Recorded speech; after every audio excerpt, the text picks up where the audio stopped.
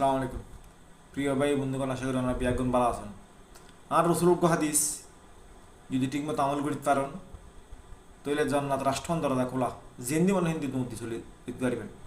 5 ওয়াক্ত 5 বার আর উজু করি প্রত্যেক 5 ওয়াক্তের নিজি উজু করানোর পরে শাহাদাত মলিবরা আসমানি কি করি আশহাদু আন লা ইলাহা ইল্লাল্লাহু ওয়া আশহাদু আন্না মুহাম্মাদান আবদুহু ওয়া রাসূলুহু।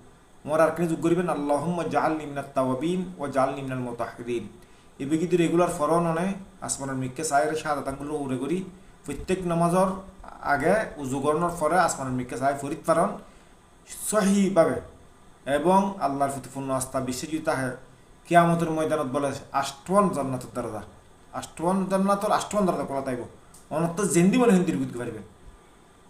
বুঝতে না আমল তো আর চেষ্টা করছুন আর রসুলুর যে হতাও হই এই আমল মতো কারা চলিতারি মতো ইবে যদি ঠিক মতো করতেন হাস নিয়েতে তৈরি কি আমাদের ময়দান নিজি আল্লাহ পাক রব্বুল আলামিন আরারে জান্নাতর আষ্টওয়ান দরাদি যে হন একখান যাবে পারমিশন দিব জিয়েন্দি মনে যেতে না আমল যদি ঠিক মতো করন অনর ইমান যদি পরিপূর্ণতা হয় তাহলে আর কোনো বাধা দেখতে না।